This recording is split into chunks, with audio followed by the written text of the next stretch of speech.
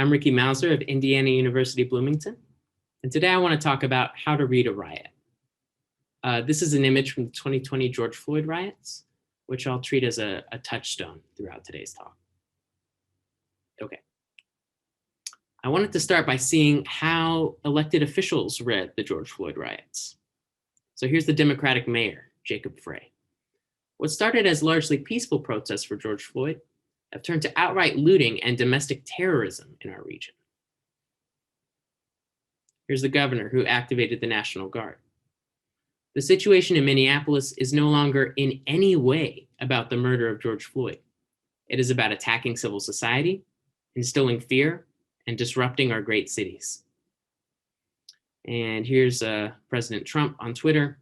When the looting starts, the shooting starts. Okay, so what is each of these figures saying? The mayor is saying protests are legitimate insofar as they are peaceful, but when they drift into violence, they can easily become domestic terrorism. The governor is saying when protests turn violent, they become a menace to society itself, and they totally lose track of what they were initially protesting. Here, the murder of George Floyd. The president is saying, in response, overwhelming state-sponsored violence is justified. Fight fire with fire. Okay, I think these are really poor ways of reading riots, political riots. And in particular, I think they overlook the ultimately conciliatory nature of these political actions. But it's on me to argue that. So here's a roadmap. First, I want to talk about what political rioting is. I think we could use a little bit of care here, especially after the January 6th insurrection, which the media call the riot. I think that's a bit like calling the storming of the Bastille a riot. I think it undersells things, but we'll get into why. Then I want to follow some really interesting work by Avia Pasternak, reading political rioting as a defensive harm. I have my own twist on this. And I want to leave you with two main takeaways at the end. So let's get started. First, what is political rioting? Well, I think a natural place to begin is thinking about civility, because it seems obvious political rioters make a point to not be civil, right? So Candace Delmas analyzes civility as a form of decorum concerning the way citizens ought to interact with each other in the public sphere when debating political questions. This means that, in general, civility is going to involve visibly expressing one's own deference to discourse-relevant norms long before implied threats of enforcement need become actualized or even too openly visible. But sometimes civility does run up against law enforcement. I mean, civil disobedience is a great example, right? That's what makes it so fascinating. I'm thinking of civil disobedience as a political means of breaking the law and then otherwise ocularizing or rendering spectacularly visible one's own civility in interacting with state intervention, at least ultimately. So I don't want to paint too rosy a picture here. I still think civil disobedience can be vulgar or offensive or even violent. For instance, say that really harsh laws were passed against rioting, which we wanted to protest. I think we could get together, we could riot in the streets, and then when the police showed up, we could turn ourselves in for arrest and processing. I think that would count as an act of civil disobedience, because ultimately we would be ocularizing our civility. We wouldn't be fighting the police or running away in the end. Right? I think what's important is that civil disobedience expressed confidence that justice can be achieved by procedural cooperation with the state, right? Either directly by the state's just response or indirectly by producing and leveraging outrage at the state's unjust response. And because you can't count on the state's cooperation, you have to be ready, you have to be ahead of the message communicatively, right? Civil disobedience is a political means that's expressive through and through. It's making a point to show that you are complying with the state and look how it's treating you. All right. Political revolution. I don't need to say too much here, but what I want to emphasize is that it's group political action with the end of separating from the state. So by the time you're in a political revolution, the the relationship with the state is so bad that you're not trying to salvage it, you're trying to end it. Right? Political revolutionaries express a lack of confidence that justice can be achieved by procedural cooperation with the state. They're trying to get out of there, right? It doesn't matter what the state does now. Okay, so what about rioting? Here's how I'm thinking. First, we have civilly disobedient means, which can be put to different ends, right?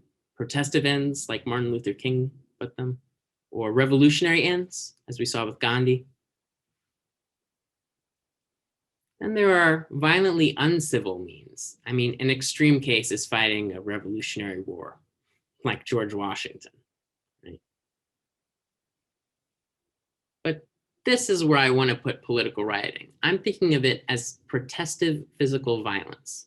Political rioters use violently uncivil means, but ultimately they aren't soldiers in a revolution. They're not trying to sever the relationship with the state. They're trying to be recognized by it. They're trying to be heard.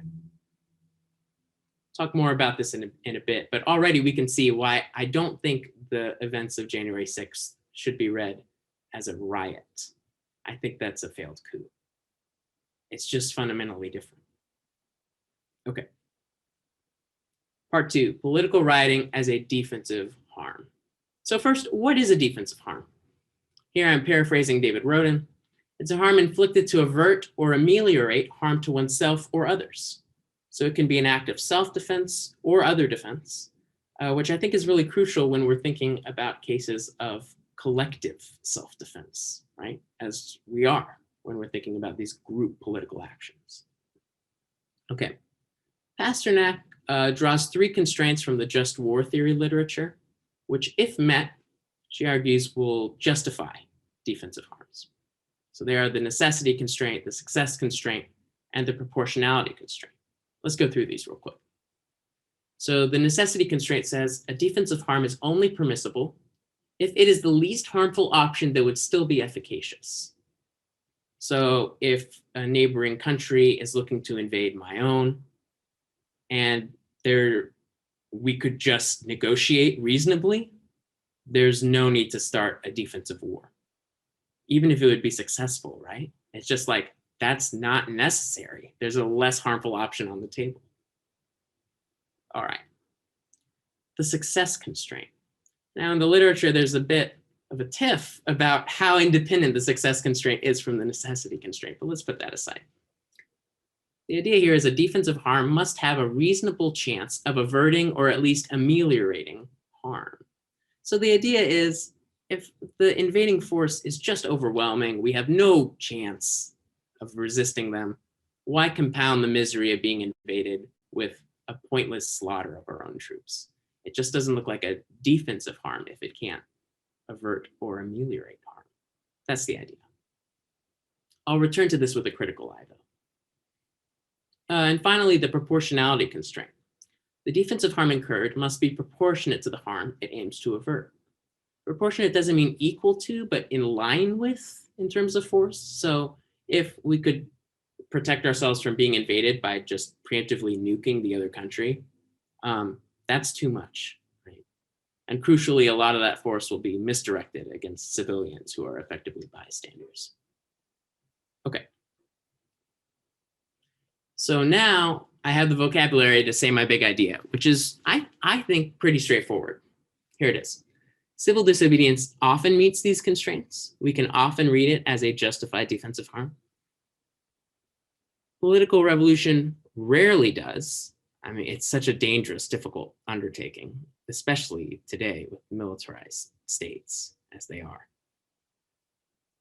But even so, right, we still think that the liberties we nominally enjoy today were won in the political revolutions of yesteryear. So sometimes. All right, and political rioting is somewhere in the middle. At its best, it meets these constraints. Not in every case, but we should try to read it as charitably as possible. Okay, now let's look at the George Floyd riots and see how to apply this analysis. So first, were they necessary? Well, one thing I've been doing for this project is reading some of the speeches of Martin Luther King.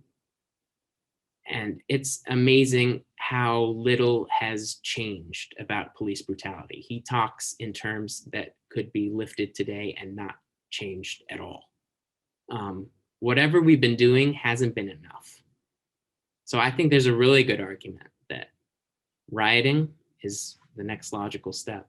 And Pasternak argues that even in democratic societies, spontaneous violent protests can become the only means available for oppressed citizens to secure a range of valuable political goals. Well, if it's the only means, it's a fortiori the least harmful. That's my thinking. All right. Success. Well, at the time, it really felt like anything could happen. Of course, policy-wise, almost nothing changed. The police were not effectively defunded in Minneapolis even. But public opinion about police has shifted dramatically, with calls to defund the police in particular increasing in popularity. I think an argument can be made that the riots were part of a very successful expressive outreach, and the national conversation has changed for good. And finally, proportionality. Were the George Floyd riots proportional? I think on balance, yes, but Jeff McMahon has this really good distinction between narrow and wide proportionality, where judgments of narrow proportionality involve those who are liable for the harm to be avoided. Judgments of wide proportionality involve effectively bystanders who are not liable in this way. So, I mean, a flippant comment would be that the police station and not the fire department was burned, but I think this is serious, right? And I think there are really significant duties on political rioters that even soldiers don't have in quite the same way. To act as, to use their force as narrowly as possible against the state. Well, here's what I'm thinking. Soldiers exist within an organizational hierarchy that gives them certain role responsibilities, whereas the organizational hierarchy of a riot is incredibly horizontal. And the actions of just a few rioters can dramatically change the political character of that action. So I think it's really important that there's not a better word for it, that rioters police themselves and each other to use force as narrowly as possible in ways that are expressively productive, such as, highly visible property damage, but and in particular against the state. But remembering that they aren't soldiers in a revolution, that their goal is not to kill police officers or anything like this, right? Their goal is to attract the attention of the nation. It's an alternate means for doing the same thing that civil disobedience is trying. It's just a higher level of defensive harm. That's how I'm thinking about it. Okay. Oh, I'm excited for this, revisiting the success constraint. So the success constraint, it turns out, has some counterintuitive implications. Here's Saul Smolanski. In general, the more ruthless the aggressor, the more difficult it is to stop him from carrying out his threat. As a result, the success constraint is probably met less in ruthless aggressors than in more merciful ones. This implies that the more ruthless the aggressor, the less justified the victim would be in any attempt to kill him. See, counterintuitive, pretty interesting. All right, here's Daniel Statner. The success constraint demands submission to evil and passivity in the face of wickedness. If this is what some moral or legal theory demands of us, it seems like a reductio of the theory. All right, here's my question as police stations across the country become more and more militarized. Can the state just militarize itself enough to make political rioting morally impermissible? I mean, say it reaches a point where the state is just so militarily overwhelming that they can quash any incipient political riot in its early stages. Does that make it morally wrong to even try because you can't meet the success constraint? I'm pretty skeptical. And look, here's some of my background thinking, right? It's on state legitimacy. I take this to be self-evident that one necessary condition of a state's legitimacy is that it upholds the basic liberty of its citizens. You might even think this is like the core or one of the core functions of the state. All right. It's still always good to have a quote, though, as like a shield. So here's Nagel saying even more. Nagel says, if there are citizens who can legitimately object to the way state power is used against them or in their name, the state is not legitimate. So you can say Nagel's saying more than I did, but I love the terms that he puts it in. Because look, if agents of the state, police officers, are just executing Black citizens in the streets with nothing like due process, citizens can legitimately object to the way state power is used against them. Their basic liberties aren't just not being upheld, they're being actively violated by the state, and the state is dragging its feet in terms of any sort of addressment of the issue. Sorry, just had an ambulance come through. Okay, so look, there are many kinds of harm. So far, I've been talking about material harms which directly impact our concrete living conditions, things like storefronts being smashed up, or the extreme cases of Black citizens being executed in the streets, right? But there are also existential harms. These are respect-based harms of exclusion, the denial of the humanity of others. And I don't think these can be reduced to material harms. And I think this is exactly what's happening when the state doesn't extend its concern to the plight of Black citizens being murdered by its agents. So what can we do to ameliorate these existential harms? Well, I think success in existential terms would involve respect-based demands for inclusion, right? A riot shouts, things must change, but also at its best, in cases like the George Floyd riots, I think it shouts, I demand respect.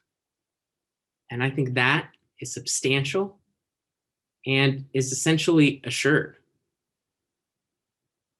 just by showing up. Okay, so here are my two main takeaways. First, political rioting is roughly group political action by violently uncivil means for ultimately protested ends. The uncivil means are what make it a greater defensive harm than civil disobedience. But that doesn't mean that you're a soldier in a revolutionary war, right? It's still really important to abide by the necessity and the proportionality constraints. I think the takeaway here is the success constraint is going to be met in virtually every case, at least in existential terms, just by showing up. So in assessing or participating in rioting, our focus should be on the necessity constraint to see if rioting really is the minimal defensive harm that makes sense, and the proportionality constraint, which tells us how to direct our force as narrowly as possible. And it's on us to be sure that that's upheld in the course of rioting, as difficult as that may be. Okay. Thank you. Looking forward to the Q&A.